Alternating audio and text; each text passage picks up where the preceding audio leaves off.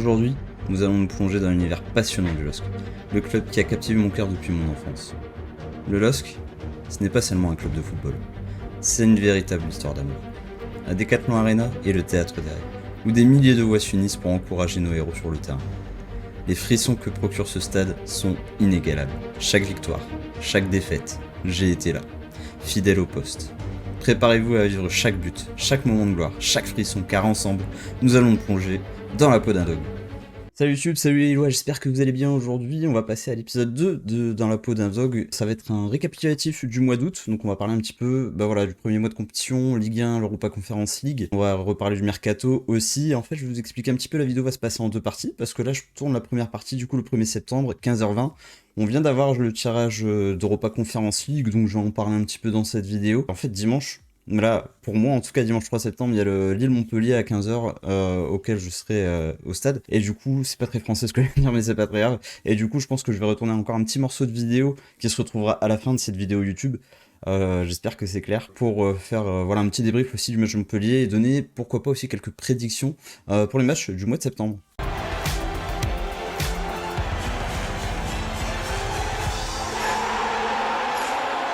On va démarrer par le côté compétition du LOSC. Donc là, sur ce mois d'août, on affrontait Nice, Nantes, Rijeka, Lorient et de nouveau Rijeka. Ce fut quand même assez laborieux. Je pense que vous avez vu les matchs comme moi, donc je vais pas faire des débriefs extrêmement longs, mais on va plutôt prendre le mois d'août sur sa globalité. Juste pour parler rapidement, voilà, contre Nice, on avait fait une première période quand même vraiment pas terrible. On s'est bien rattrapé sur la deuxième, même si voilà, on égalise en toute fin de match dans les dernières secondes grâce à Bafodé Diakité. Voilà, on a sauvé un petit peu l'essentiel. Comme Rijeka d'ailleurs, je vais revenir, mais voilà. Contre Nantes, moi pour le coup, je suis abonné, donc je fais quand même voir les matchs au stade. Je trouve que pareil là en première mi-temps, ça n'a pas été foufou. Alors est-ce qu'on a un petit problème du coup avec les premières périodes? C'est peut-être un sujet qu'on peut lancer déjà. Mais face à Nantes, c'est vrai qu'on a galéré à trouver des espaces, on s'est pas créé beaucoup d'occasions. On a eu Jonathan David qui a trouvé la barre en milieu de première période, mais à part ça, il n'y a pas eu grand-chose à signaler. En deuxième mi-temps, c'est quand même bien mis en place, on va dire, avec un gros pressing. On a défendu très haut sur le terrain, on récupérait beaucoup de ballons. On a eu quand même énormément d'occasions. Même d'ailleurs, le premier but de Jonathan David n'est pas anodin. D'ailleurs, le but de Jonathan David qui ressemble aussi à celui de Rijeka au match retour. Mais voilà, un petit peu en mode renard des surfaces, le ballon traîne, il est là. Voilà, on a une saison de plus. Je pense qu'il va quand même nous faire du bien, même si on pensait qu'il allait partir et qu'on allait récupérer Erban. Ça, on en reparlera dans la partie mercato, mais on voit qu'il y a quand même cet instinct du buteur, même s'il rate parfois des grosses occasions, ça fait du bien d'avoir sur ces situations-là. Et par la suite, du coup, il y a le carton rouge Alexandro. Alors là, on va pouvoir reparler du coaching de Fonseca aussi un petit peu, parce que ça, j'ai vu que ça a été critiqué ces derniers temps aussi. Et le coaching de Fonseca était pour moi très bon, en tout cas après l'exclusion d'Alexandro face au FC Nantes, parce que même si on se prend effectivement un but qui a heureusement pour nous été refusé dans la suite de ce carton rouge, ça s'est quand même vraiment bien remis en place. Le Lioro qui est rentré, Ounas aussi, Cavallero donc, qui fait aussi la passe décisive à Adam Ounas en toute fin de match. Franchement, je trouve que le coaching a été très bien géré à ce moment-là, parce que hormis le but refusé, encore une fois avec un peu de réussite, derrière, franchement, on a quand même repris de la maîtrise. Et même en infériorité numérique, on a su aller chercher cette victoire. Donc ça, je trouve que c'est quand même, franchement, plutôt positif. Par la suite, il y a le match aller face à Rijeka. Donc le match aller face à Rijeka, ils ont reporté 2-1 par le LOSC. Quand même, on a concédé l'ouverture du score avec notamment un lob sur Lucas Chevalier. Lucas Chevalier, on pourra d'ailleurs en reparler, parce que c'est vrai que déjà face à Empoli, il se prend un lob. Il en reprend un face à Lorient, face à Romain Fèvre. On en reparlera, mais heureusement qu'on l'a quand même. Sinon, voilà, face à Rijeka, après, on se remet quand même bien les idées en place. C'est Don Zegrova qui a été très actif sur ce match d'ailleurs, qui égalise dans un premier temps. Et voilà, je refais un peu le film du match, mais c'est Lenny Duro qui nous donne l'avantage en toute fin de match, et heureusement, parce que c'est vrai que ça nous libère un petit peu pour le match retour. C'est vrai qu'avec un match nul, nos matchs aller en Croatie comme ça aurait pas été évident. Peut-être pu et dû en mettre un troisième et être plus tranquille. Lorient, qu'est-ce qui s'est passé? Je pense qu'il y a eu un petit accident industriel. Je pense que collectivement, déjà, tout le monde était un petit peu en dedans. En 4-1, je vais pas trop refaire le film du match non plus. Il y a beaucoup de choses qui n'ont pas été. Miramon, je pense que voilà, pour retenir quand même quelques sujets, Miramon qui a vécu sa première, c'était un peu catastrophique pour lui, mais je pense qu'il faut lui laisser le temps. Il change de continent, il est très jeune, il y a 20 ans, hein, si j'ai pas de bêtises.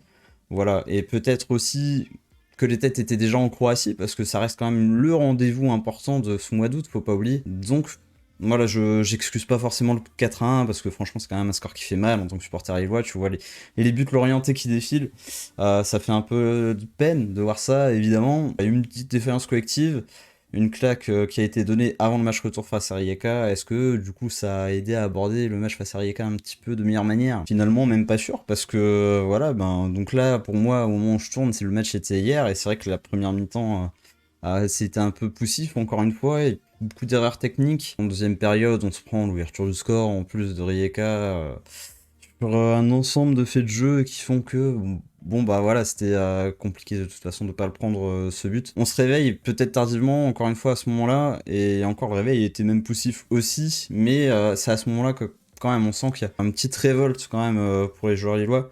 Là, pour décrypter un peu plus, je trouve que Jonathan David a quand même fait un bon match. Alors, on l'a pas vu que sur la pointe du terrain, je trouve. On l'a souvent vu sur les côtés. Il a beaucoup demandé le ballon. Il a été très actif hier. Et en plus, c'est lui qui marque le but.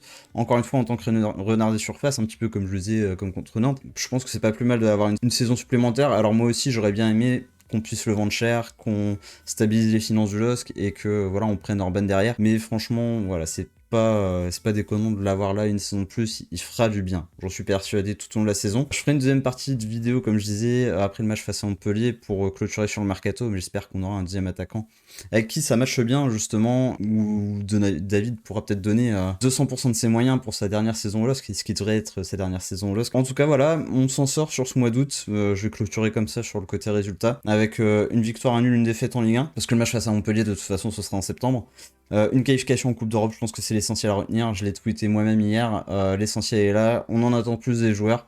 Mais voilà, on sauve quand même l'essentiel sur ce mois de septembre. Comme je l'ai vu sur le compte Statilos que sur Twitter. D'ailleurs, c'est vrai que au début des années 2000, face à l'Eriria. T'inquiète pas, ça va bien se passer. Bien se passer, ne t'inquiète pas. T'inquiète pas. Hein, ne t'inquiète pas. Un club portugais, en Intertoto, on s'était qualifié difficilement, alors que l'Eriria, c'était pas non plus une très très grosse équipe. Et on a eu un mois d'août très compliqué aussi à ce moment-là. Finalement, on finit vice-champion de France, je crois, à la fin de la saison. Alors, je pense pas forcément qu'on aura la même trajectoire cette saison, parce que là, je vais reparler du mercato, et finalement, ce que je trouvais correct plus il y a 2 semaines, voilà, je suis un peu déçu. Mais voilà, c'est un mois d'août difficile, mais qui nous empêchera pas de faire potentiellement des bons résultats plus tard. Faudra qu'on suive ça. Faire un point assez rapide sur le mercato, puisque j'en ai déjà parlé dans la vidéo il y a 3 semaines, et que on a eu que 2 officialisations depuis. Au moment où je tourne cette vidéo, il reste encore une dizaine d'heures de mercato, donc voilà, je vais compléter cette vidéo un peu plus tard. Je vais revenir sur quelques joueurs, notamment un Ralston, pour moi, qui, voilà, moi j'en attends beaucoup. Pour l'instant, mois d'août un petit peu décevant, on va pas se mentir. Voilà, il rate beaucoup de passes, alors justement c'est un de ses points forts. Je trouve qu'il a raté beaucoup de passes depuis le début de la saison. Par exemple, face à Nantes, je l'ai quand même trouvé très actif, mais pas décisif. Il était actif dans le repli défensif et c'est très intéressant. Voilà, on attend aussi quand même, ça reste un joueur offensif, on l'attend dans les 30 derniers mètres. Pour l'instant, on n'a pas vu grand chose. Moi, je suis d'avis à ce qu'on lui laisse du temps quand même, faudrait pas lui tomber trop vite dessus. Il a des qualités, c'est certain. Peut-être, voilà, l'adaptation à Lille est pour l'instant difficile pour lui. Mais voilà, je voulais revenir un petit peu là-dessus. Pour l'instant, beaucoup de déchets techniques. Laissons-lui le temps, on verra ce qu'il peut donner. Cavallero, par contre, tout le monde lui est tombé dessus avant et déjà une passe décisive face à Nantes. Très bonne activité aussi face à Rijeka hier soir, enfin au moment où je tourne la vidéo du coup, mais très bonne activité pour le match retour face à Rijeka. C'est plutôt intéressant à voir. Au moment où je fais la vidéo justement, on parle aussi peut-être de l'arrivée de Demarai Gray, joueur d'Everton. Donc on aura peut-être un ailier gauche supplémentaire. Est-ce que voilà, on pourrait pas avoir sur l'aile gauche une rotation Cavallero et Gray, par exemple, si on arrive à l'avoir, ne serait-ce qu'en prêt. Ce n'est pas tout à fait ce qui était prévu. Ni, tu crois? Et pourquoi pas Haraldson et Cabella, du coup, en 10. Ça pourrait être une solution. Et en buteur, bon voilà, est-ce qu'on est toujours sur Braithwaite? Bon là, pareil, je referai un petit point un peu plus tard. Et surtout, voilà, je voulais faire aussi le point sur 2 derniers joueurs. Donc il y a Nabil Bentaleb qui a enfin été officialisé. Et je pense qu'il fera beaucoup de bien à l'équipe. Pour l'instant, voilà, André, Angel Gomez, Miramon, bon pour l'instant, même si j'adore Benjamin André, c'est pas son meilleur mois avec le LOSC pour l'instant. Et là je pense que Nabil Bentaleb fera beaucoup de bien dans la rotation. Il y a bientôt une trêve internationale. Ça lui permettra de se mettre en jambe et de pouvoir participer activement, j'espère, à un bon mois de septembre du LOSC. Et Umtiti, pareil, qui a vécu ses premières minutes sur le match retour face à Rijeka, qui n'a pas eu le temps de montrer vraiment grand chose, mais je pense que son expérience fera énormément de bien. Et voilà, c'est un petit peu le point où je voulais en venir pour conclure cette partie mercato. Il ne faut pas oublier que sur ce mois de septembre, voilà, on a quand même eu aussi beaucoup d'absents. On n'a pas eu le temps de profiter des premières minutes de Bentaleb et à peine de celle d'Umtiti. Et on attend encore une, voire 2 recrues d'ici à la fin du mercato. La qualification fait du bien parce qu'elle peut aider aussi ce mercato. Il faut aussi se dire qu'on a un effectif fourni sur le papier, mais voilà, à l'instant T, c'était un peu compliqué. Hâte de voir la suite de la saison du LOSC, mais avec justement cet effectif au complet. Pour le petit point UEFA Europa Conference League, justement, donc ça vient de tomber. On aura donc un groupe Slovan Bratislava, Olympia Ljubljana et Klik Klak Zvik. C'est pas facile à dire, donc un club slovène, un club slovaque et un club féroïen. Pour avoir un petit peu regardé et de m'être un petit peu renseigné avant de faire la vidéo, c'est 3 clubs qui ont participé aux phases préliminaires quand même de la Ligue des Champions, donc qui sont descendus d'étage à chaque fois.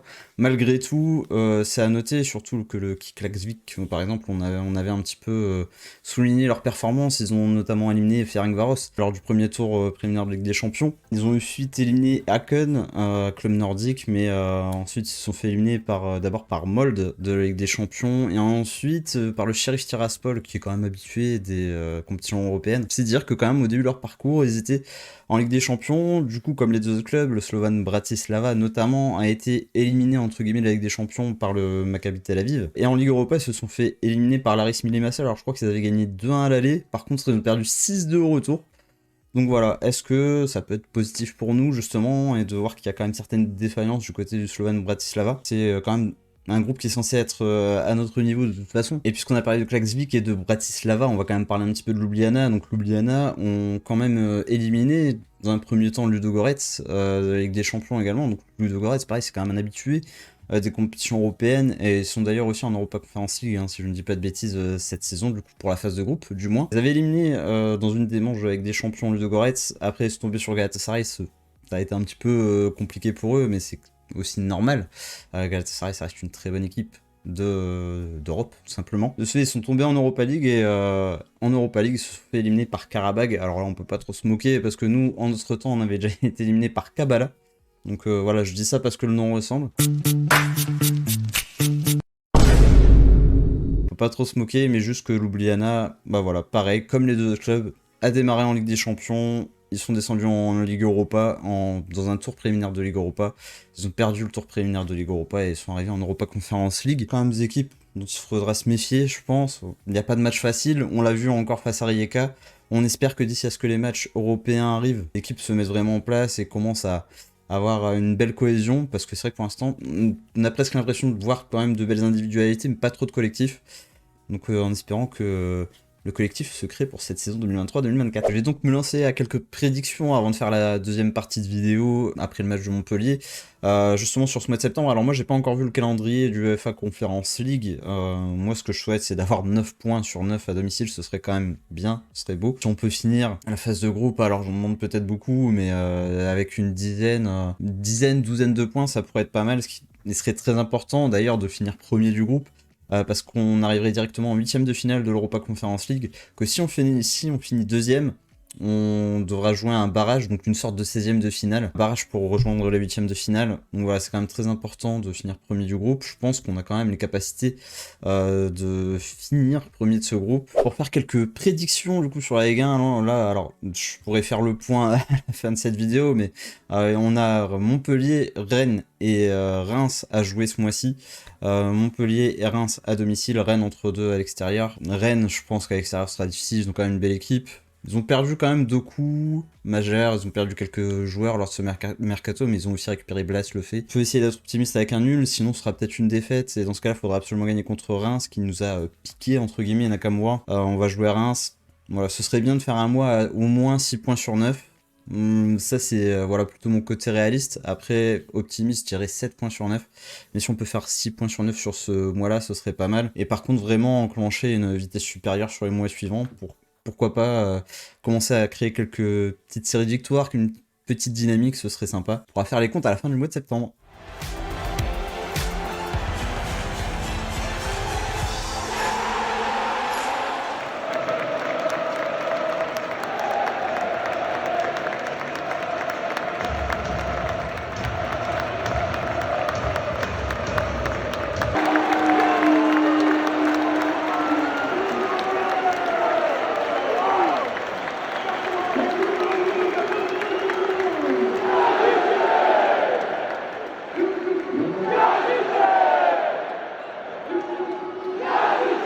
Bon du coup petit débrief sur Lille-Montpellier, je vais le faire rapide parce que ma vidéo elle dure déjà quand même pas mal de temps. Voilà, sur le bilan du mois d'août, là on gagne 1-0 face à Montpellier, c'est pas mal.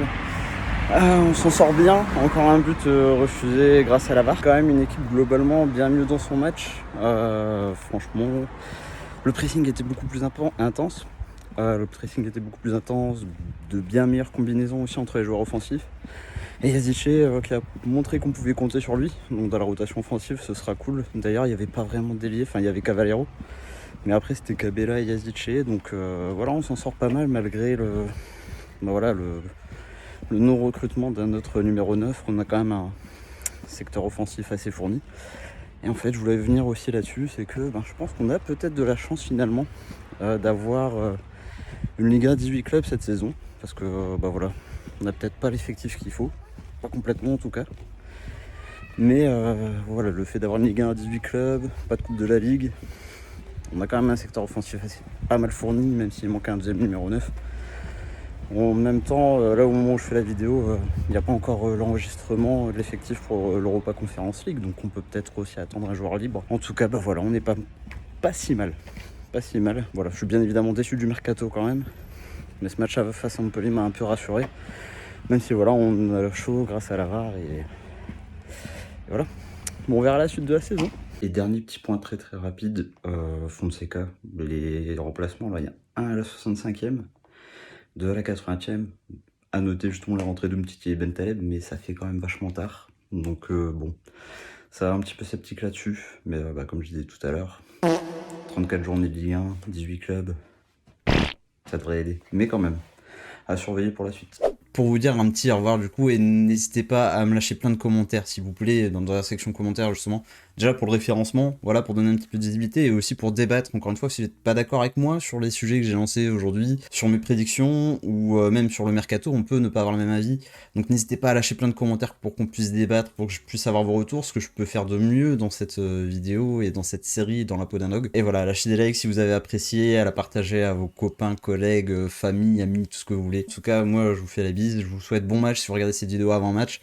Et bonne semaine, bon week-end, bon taf, etc. Bon courage pour le taf. Ciao les gars, salut YouTube, salut la communauté, je vous kiffe, ciao.